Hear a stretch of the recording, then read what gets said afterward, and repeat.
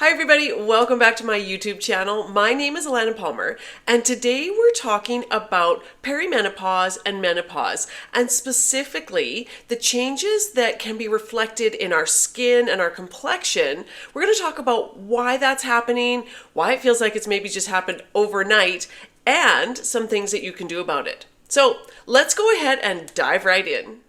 So if you are noticing some changes to your skin, and I don't mean just a little bit of changes, but it feels like it's significant changes. So dryness, loss of elasticity, lines, dullness, maybe some age spots, chances are good that you are experiencing some hormone fluctuations as a result of entering into perimenopause and menopause.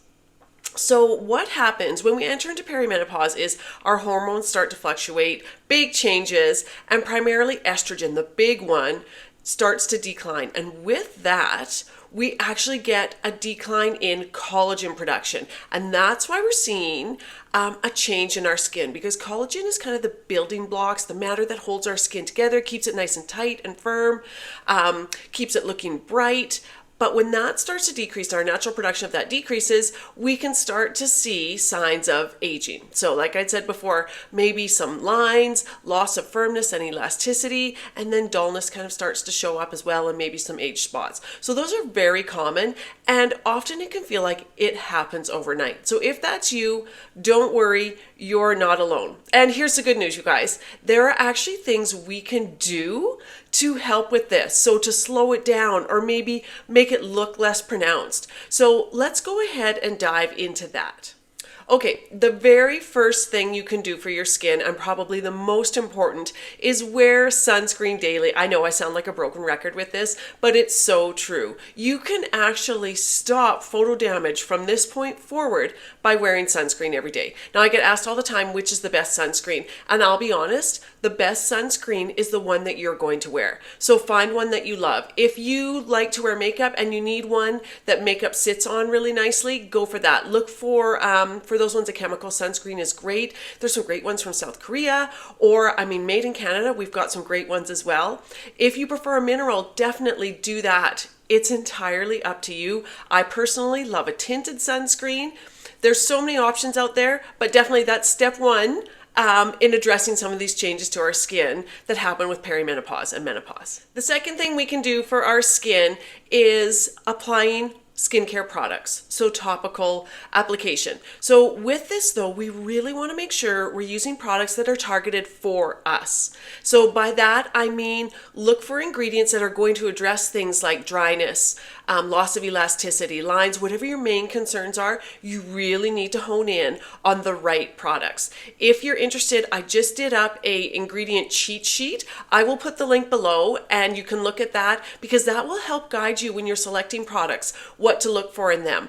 Hyaluronic acid is a great moisturizer. There's other ones in that cheat sheet as well. So I will put the link below and you can go ahead and click on that to get the cheat sheet. But topical skincare will definitely help address issues that come with perimenopause. And like I said, it's those signs of aging. Just make sure you're getting the right products. This will help restore and prevent even future signs.